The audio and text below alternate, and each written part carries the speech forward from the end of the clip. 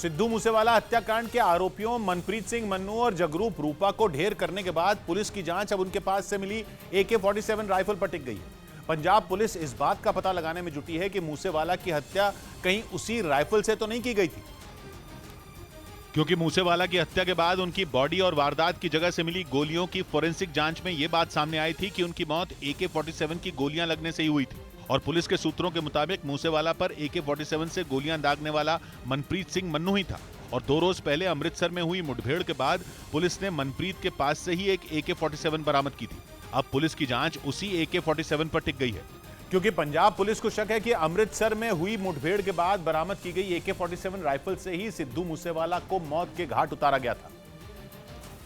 और पुलिस का दावा है कि एक बार दोनों घटनाओं में इस्तेमाल की गई AK-47 राइफल की कड़ियां जुड़ गईं, तो फिर लॉरेंस के गुर्गों तक उसे पहुंचाने वाले का भी पता लगाया जा सकेगा। हालांकि पंजाब पुलिस मनप्रीत और जगरूप के एनकाउंटर के बाद मिली AK-47 की जांच कर रही है, लेकिन वो भी ये मान रही है कि दोनों घटनाओं में इसी राइफल का इस्तेमाल किया गया था, क्योंकि पुलिस के मुताबिक 2 रोज पहले अमृतसर में पुलिस से घिरा मनप्रीत ही AK-47 से ताबड़तोड़ गोलियां बरसा रहा था। रूपा की पहले डेथ हो चुकी थी और उसके जो आर्म्स हैं वो उठाकर वो हमारे ऊपर फायर कर रहा था। पुलिस का यह भी कहना है कि मुठभेड़ के दौरान ऐसा लग रहा था मानो मनप्रीत मन्नू AK-47 चलाने में माहिर हो, और यही वजह रही कि एक मकान में छिपे मनप्रीत सिंह मन्नू और जगरूप रूपा ने करीब 6 घंटे तक पंजाब पुलिस के 300 से ज्यादा जवानों से मुकाबला किया था और उन्हें उस मकान के करीब तक नहीं पहुंचने दिया था जहां दोनों छिपे थे। मनप्रीत मन्नू और जगरूप रूपा की गोलीबारी का जवाब देने के लिए पंजाब पुलिस ने भी जोरदार फायरिंग की थी।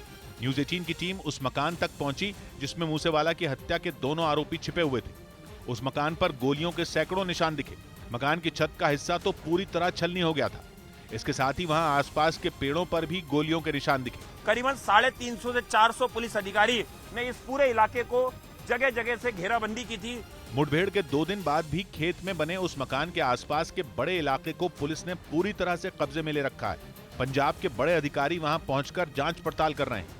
उनकी कोशिश यही है कि कोई ऐसा सुराग मिले जिससे लॉरेंस के गुर्गों तक आधुनिक हथियार पहुंचाने वाले का पता चल सके। इस बीच सिद्धू मूसेवाला हत्याकांड से जुड़ी फोन कॉल की एक रिकॉर्डिंग सामने आई, जिसके बाद यह दावा किया गया कि हत्या की खबर देने के लिए तिहाड़ जेल में बंद लॉरेंस बिश्नोई को फोन किया गया था। दिल्ली पुलिस के सूत्रों के मुताबिक फोन कॉल की रिकॉर्डिंग में जो आवाज है वो लॉरेंस बिश्नोई की ही है, जिसने इस सनसनीखेज हत्याकांड को अंजाम देने के लिए पूरी साजिश रची थी। वही लॉरेंस बिश्नोई जिसे इस हत्याकांड का मास्टरमाइंड बताया जाता है। कनाडा में बैठे अपने खास दोस्त गोल्डी बराड़ की मदद से लॉरेंस ने उस हत्याकांड को अंजाम दिया जिसने पूरे पंजाब को हिलाकर रख दिया था। जेल में बैठकर ही लॉरेंस बिश्नोई ने ऐसी खतरनाक साजिश रची थी कि किसी को कानों कान भनक तक नहीं हुई। पुलिस की नाक के नीचे जेल में बैठे लॉरेंस के शातिर दिमाग ने सिद्धू मूसेवाला के खिलाफ एक बड़ा चक्रव्यूह रच दिया था और मूसेवाला उसके इस चक्रव्यूह में फंस भी गए। 29 मई को पंजाब के मानसा में शाम करीब 5:30 बजे लॉरेंस के शूटरों ने सिद्धू मूसेवाला पर इतनी गोलियां बरसाईं कि उनकी जान चली गई। और सूत्रों के मुताबिक जैसे ही ये खबर दिल्ली में बैठे लॉरेंस के एक करीबी ने टीवी पर देखी, उसने तुरंत तिहाड़ जेल में फोन लगा दिया। उसे लॉरेंस को सिद्धू मूसेवाला की हत्या की खबर देनी थी। दावा किया गया कि लॉरेंस के करीबी ने फोन उस नंबर पर किया जिसे एक बैरक के कई कैदी इस्तेमाल करते हैं, और जेल से फोन उठते ही उसने लॉरेंस से बात कराने को कहा। Hello hello hello hello hello, हाँ जी जी बोलिए। बात हो सकती है? हाँ बिल्कुल हो सकती है, करवाना ही जरूरी है। दौड़ लाइए। हाँ जी, 1 मिनट। हाँ थोड़ा जल्दी बता, ऐसी लगे होल्ड पे। और सूत्रों के मुताबिक इसके बाद जेल में फोन उठाने वाला आदमी लॉरेंस बिश्नोई को बुलाने चला गया और दिल्ली में बैठा लॉरेंस का करीबी इस बात का इंतजार करता रहा कि कब वो तिहाड़ जेल में बंद लॉरेंस को सिद्धू मूसेवाला की हत्या की खबर देगा। लेकिन उसे ज्यादा इंतजार नहीं करना पड़ा, क्योंकि कुछ ही मिनटों बाद फोन की दूसरी तरफ से जो आवाज गूंजी वो लॉरेंस बिश्नोई की थी। दिल्ली पुलिस के सूत्रों के मुताबिक जेल में बंद लॉरेंस बिश्नोई ने ही अपने करीबी से फोन पर बात की थी, और इस बातचीत में ही लॉरेंस को वो खबर दी गई जिसे सुनने के लिए वो तरस रहा था। नहीं स्पीकर ऑन करें, गोल्डन लाइट ऑन। मेरी गल सुन, बहुत बहुत मुबारक भरा नु। ठीक हो? ठीक हो? हाँ मैं ठीक है।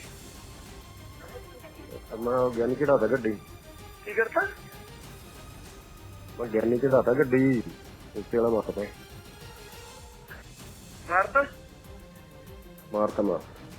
ओके, सिद्धू मूसेवाला की हत्या के 54 दिन बाद सामने आई फोन कॉल की इस रिकॉर्डिंग ने हड़कंप मचा दिया।